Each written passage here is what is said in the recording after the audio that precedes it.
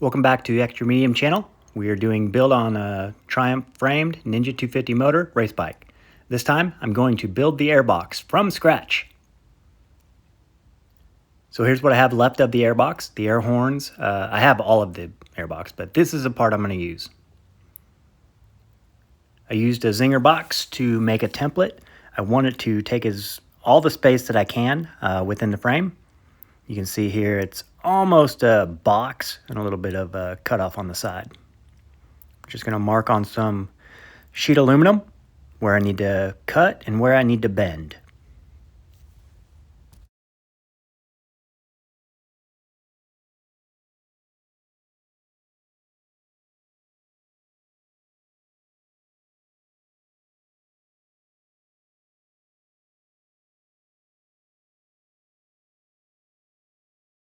The nice thing about using sheet aluminum is it's easy to cut with tin snips, really easy, and it's easy to bend as well.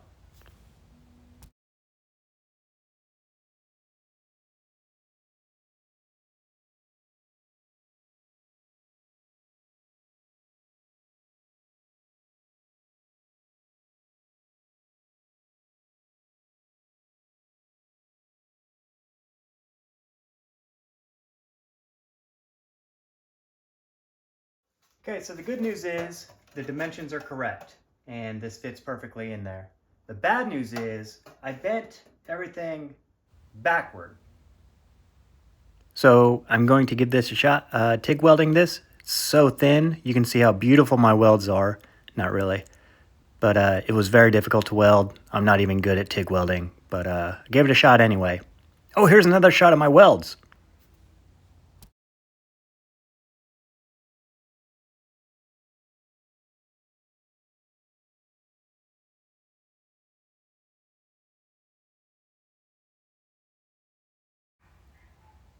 Now with these marks in place, I can tell where the bottom of the carburetor mouth is. I'm just going to use that and line up the circles for the velocity stacks. Mark those and I'll get to cutting.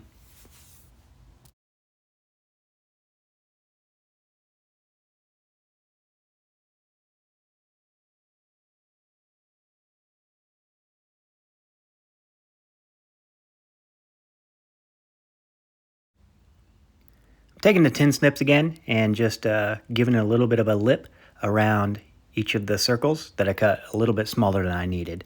This way it takes up more of the gap inside the velocity stack boots, because the material I'm working is about 4 times thinner than the plastic in which these were mounted before.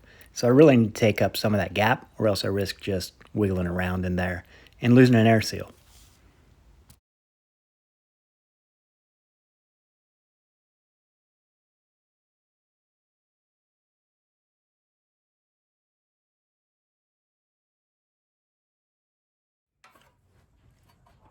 Boom.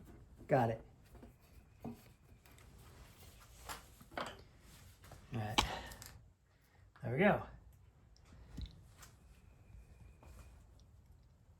It's kind of a pain in the bottom. So at this point, I realize I do need to add a little bit of structure to this airbox. I'm taking some angle aluminum and I'm going to put it on this very long edge that I kind of welded together and drilled holes in it and tapped them, and I'm just screwing that on with some M4 bolts through that entire corner.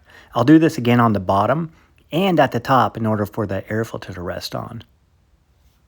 I'm using some JB Weld to seal it up as well, and some tape. And look at my welds. All right, let's get this mounted in there.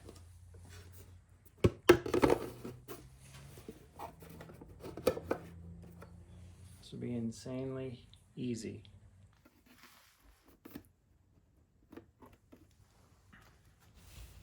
All right, so it fits in really well, and I'm happy with that. Put the air filter on the top where it rests on the angles that I bolted in, and everything looks good. It has the catch in the bottom for the positive crankcase ventilation tube, and looks like I'm done. It fits under the tank. I'm happy with that. Tune in next time. See you soon.